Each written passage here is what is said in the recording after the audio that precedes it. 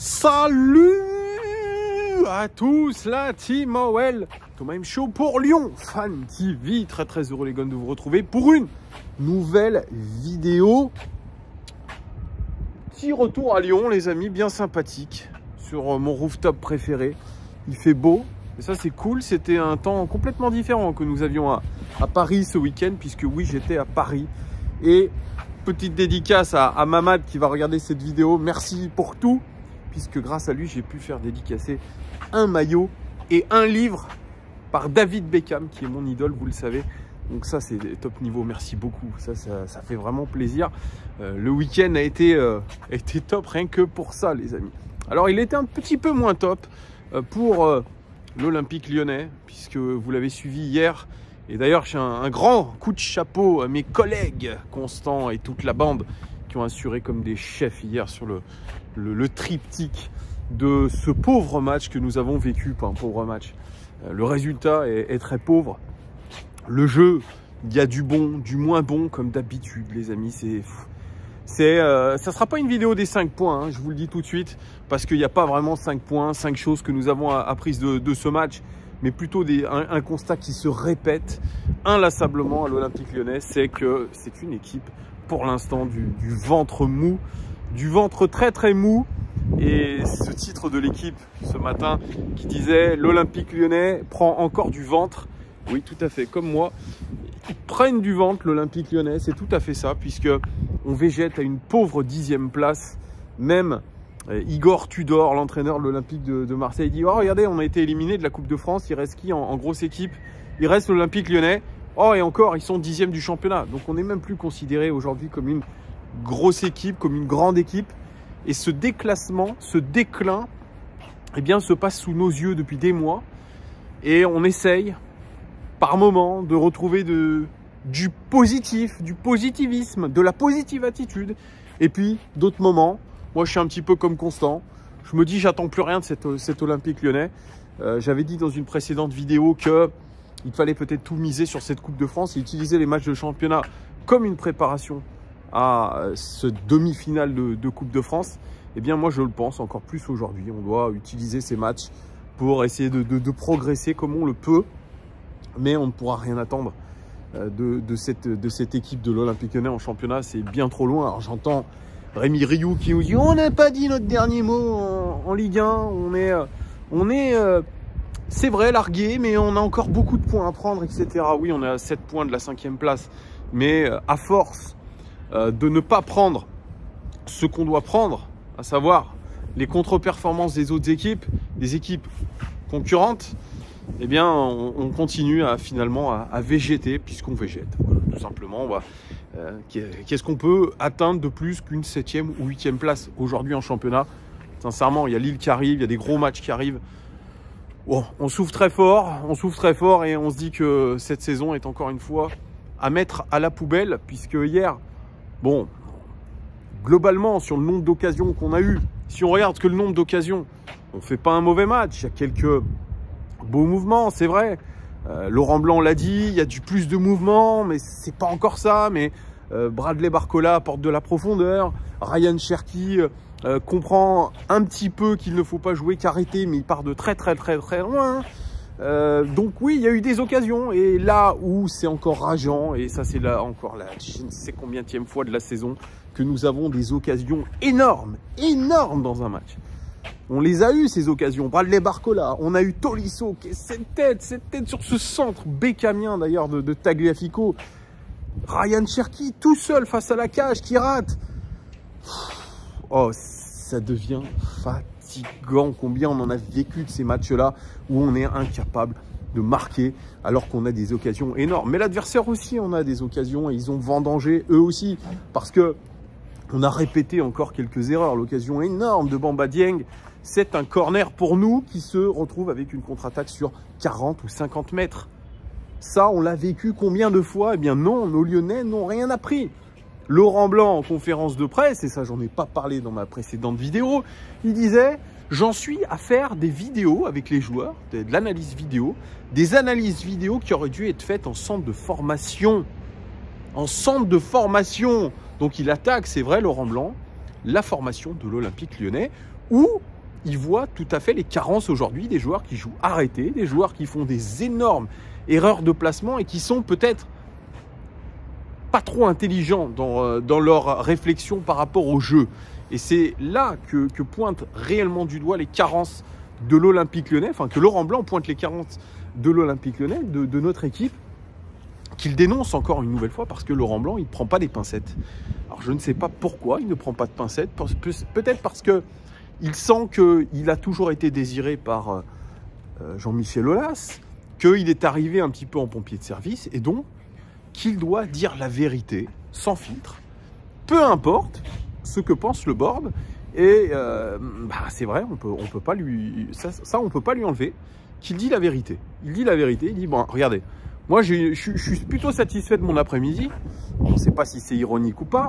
Il dit j'ai passé une bonne après-midi, mais par contre voilà, on a une équipe qui n'est non pas jeune, mais très jeune.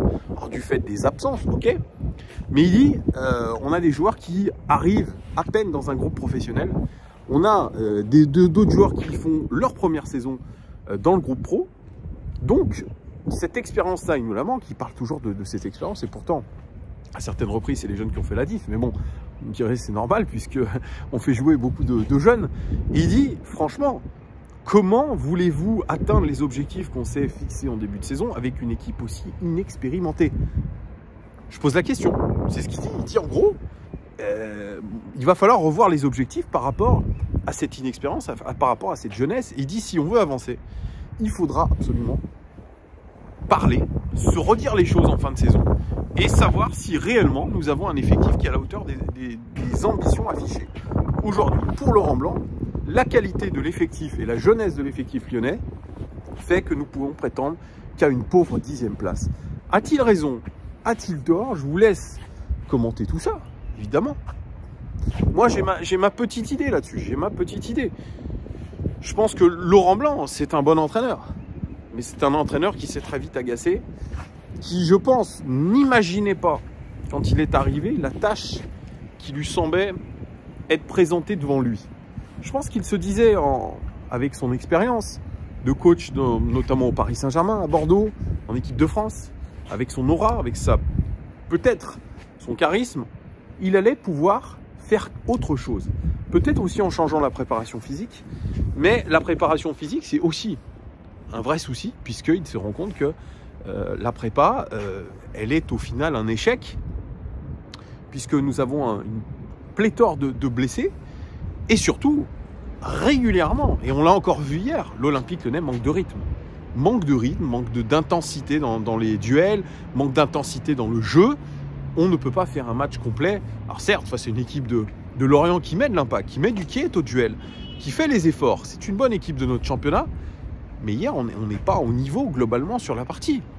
Donc, c'est un double échec pour l'instant pour Laurent Blanc qui est en train de voir toutes les difficultés. Il ne manquerait plus qu'une élimination en Coupe de France et ça serait le pompon. Élimination en Coupe de France, voire finale, défait en finale, et la saison serait quasiment à mettre à la poubelle. Alors Jean-Michel Aulas disait, si je vois que nous sommes 8e encore une nouvelle fois, j'aurais démissionné bien avant. Jean-Michel Aulas, on va essayer d'aller le questionner cette semaine, parce qu'il y a la sortie de son livre. Je pense qu'il doit répondre à certaines questions, interrogations que nous avons, puisque clairement, la situation est en échec. On a, je pense, un vestiaire qui est pas au beau fixe, mais quand vous n'avez pas des bons résultats, c'est normal. On a des joueurs qui s'agacent. On est trop dépendant, par exemple, d'un Alexandre Lacazette, qui manque terriblement à cette équipe lyonnaise, auteur de 14 buts quand même depuis le début de saison en championnat, alors qu'il a raté déjà 2 matchs de championnat, ce qui est quand même une sacrée saison. On a une recrue à Minsar qui a mis hier, encore une fois, ses chaussures de sécurité. Il y a des doutes quand même sur les capacités techniques et physiques de joueurs. Je veux bien qu'on parle d'intégration, mais moi je suis plutôt sur la ligne Laurent Blanc qui dit, en gros, nous, dans la situation dans laquelle on était, il fallait des joueurs qui soient tout de suite prêts. On ne peut pas se permettre d'attendre une intégration, etc. Je suis d'accord avec lui. Géfinho, bon, il fait un bon match contre Grenoble, il se blesse. Il est arrivé blessé aussi. Ça commence à faire beaucoup.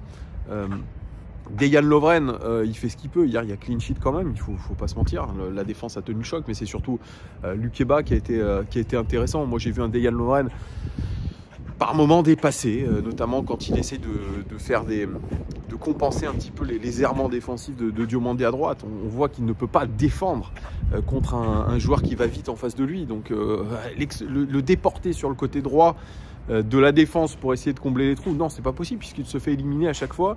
Et je pense que voilà, il y a l'âge aussi qui fait que il est peut-être plus aussi véloce qu'avant. Il a peut-être aussi des sautes de concentration comme toute l'équipe. Bon, voilà, on peut pas lui demander à lui tout seul de porter une équipe. Alors hier, bien sûr, c'est la chose positive, c'est la clean sheet. C'est le clean sheet. Voilà, clean sheet. Et puis surtout les occasions que nous nous sommes créées. Beaucoup d'entraîneurs disent vaut mieux avoir une équipe qui se crée des occasions plutôt qu'une équipe qui ne s'en crée pas. Je suis d'accord avec lui, je suis d'accord. C'est peut-être moins inquiétant de se créer des occasions et de ne pas les mettre. C'est peut-être vrai, sauf que on est au mois de mars.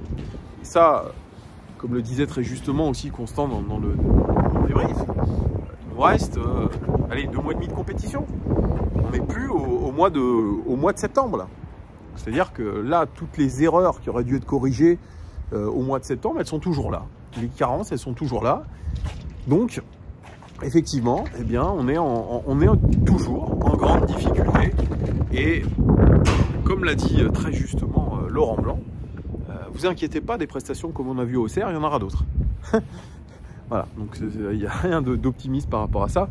Moi, j'ai hâte de voir la prochaine conférence de presse de Laurent Blanc avant le match contre Lille. Ça sera jeudi. Ça sera jeudi, et ça tombe bien. Ça sera juste avant que Jean-Michel Aulas fasse sa conférence. Donc, il y aura des petites questions. Je ne sais pas s'il y répondra. On verra. Vous savez qu'on n'est pas en odeur de sainteté du côté de l'OL, l'état-major OL de l'Olympique Lyonnais, mais il y a des questions qui méritent d'être posées. Voilà, les gars, ce que je pouvais vous dire un petit peu sur ce match, sur le constat implacable que nous faisons. N'hésitez pas à commenter, à me dire si vous êtes d'accord avec moi. Merci en tout cas de votre fidélité. N'hésitez pas, pour ceux qui ne sont pas abonnés, abonnez-vous, mettez un petit like, faites comme bon vous semble. Et puis, voilà, on se tient au courant, évidemment, dès qu'il y a un petit peu d'actualité. On sera là pour en discuter. Merci à tous les gars, bon début de semaine. Prenez soin de vous, ciao.